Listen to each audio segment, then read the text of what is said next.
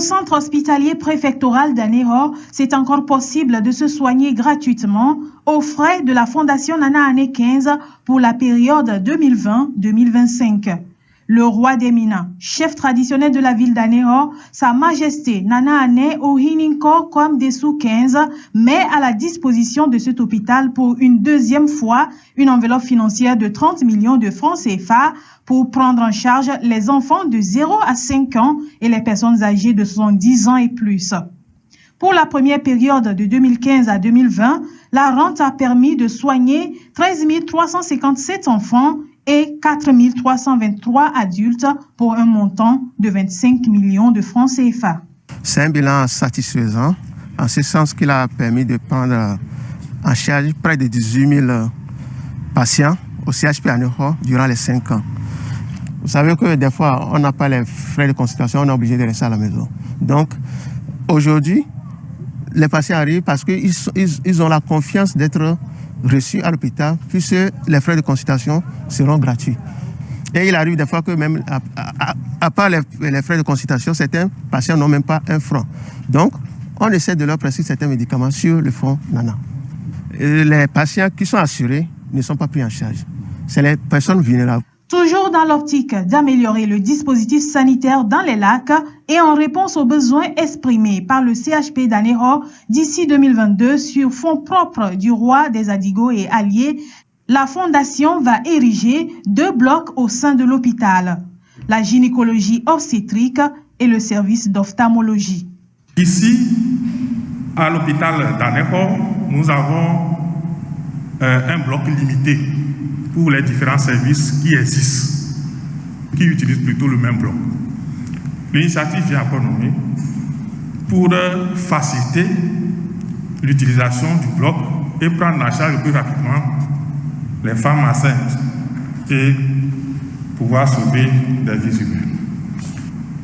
Au nom du ministre de la Santé et de l'Hygiène publique, nous voulons témoigner toute notre gratitude à cette fondation pour l'initiative.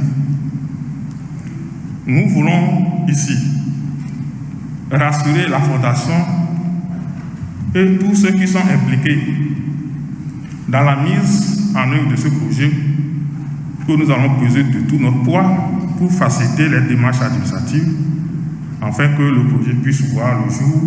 C'est donc avec beaucoup de joie que j'accueille le renouvellement de cette convention qui vient à point nommé et permettra de soulager les difficultés de soins d'une bonne partie de la population et de la mettre à l'abri des aléas de la maladie. Je voudrais engager chacun à faire une utilisation judicieuse.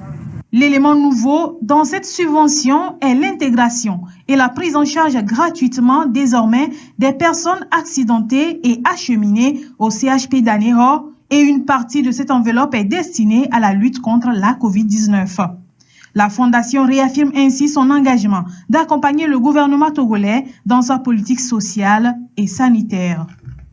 L'événement qui nous réunit ici nous donne à nouveau l'occasion de réaffirmer la mission de la Fondation qui est, je cite, de participer à l'amélioration des conditions de vie et du bien-être des populations de la préfecture des Lacs, notamment des franges vulnérables, à travers 4 domaines principaux, dont celui de la santé.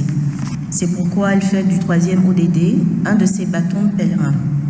La mise en place donc d'une rente en faveur des catégories ciblées en est une illustration. Les situations de force majeure, telles que la pandémie qui sévit actuellement, nous interpellent donc davantage sur la nécessité d'œuvrer aux côtés des pouvoirs publics en vue de limiter au maximum les pertes en vies humaines.